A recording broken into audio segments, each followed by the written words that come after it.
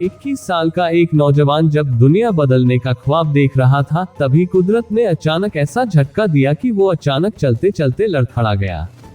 शुरुआत में लगा कि कोई मामूली दिक्कत होगी, लेकिन डॉक्टरों ने जांच के बाद एक ऐसी बीमारी का नाम बताया जिसने इस युवा वैज्ञानिक के होश उड़ा दिए। ये स्टीफन हॉकिंग की कहानी है, जिन्हें 21 साल की उम्र में कह दिया गया था कि वो 2-3 साल ही जी पाएंगे।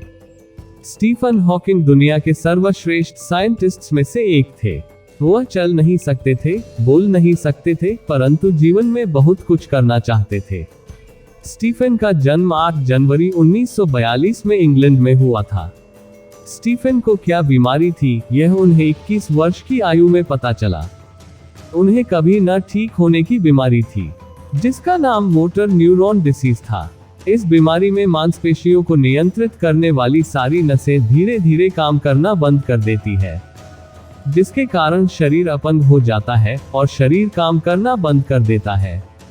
उनका बायां हिस्सा काम करना धीरे धीरे बंद कर दिया था और 14 मार्च 2018 को उनकी मृत्यु हो गई थी। जैसा कि आप लोग जानते हैं, दुनिया के जितने भी बड़े साइंटिस्ट हैं, उन्होंने कोई ना कोई भविष्यवाणी की है।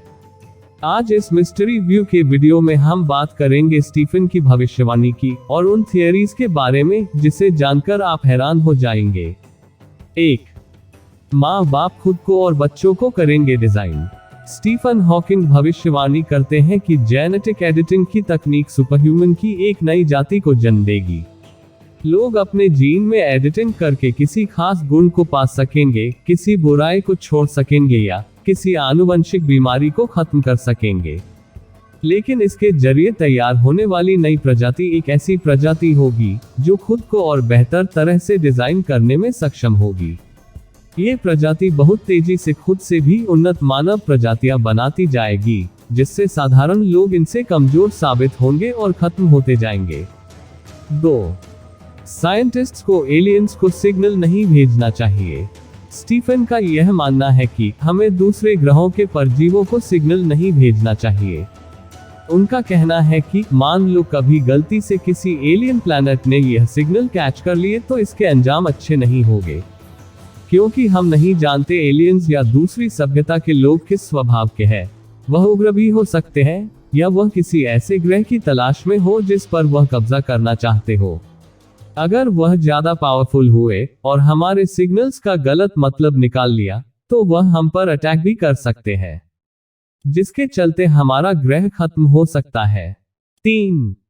Acid rain. कोई बड़ी बात नहीं जिस हिसाब से अर्थ पर पोल्यूशन और ग्लोबल वार्मिंग बढ़ती जा रही है, जिसकी वजह से अर्थ का तापमान लगातार बढ़ रहा है।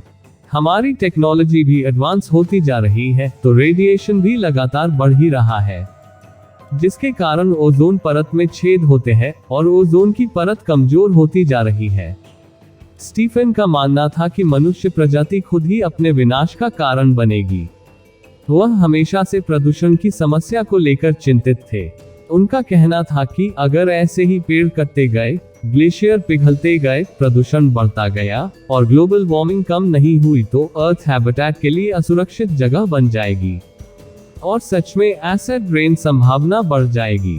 तेजाब की बारिश में परिणाम क्या हो सकते हैं, इसका अंदाजा आप खुद ही लगा सकते हैं। 4. यूनिवर्स और मनुष्य प्रजाति का अंत। बहुत से वैज्ञानिकों का यह मानना है कि हमारा यूनिवर्स हर सेकंड निरंतर फैलता जा रहा है, जिसकी वजह से एक गैलेक्सी दूसरी गैलेक्सी से दूर हो रही है, और यही बाकी सब गैलेक्सीज के साथ हो रहा है। धीरे धीरे गैलेक्सीज इतनी फैल जाएगी कि एक दिन हमारा ब्रह्मांड अंत की ओर चला जाएगा। स्टीफन का कहना था कि यूनिवर्स के इस अंत को देखने के लिए मनुष्य जाति रहेगी ही नहीं।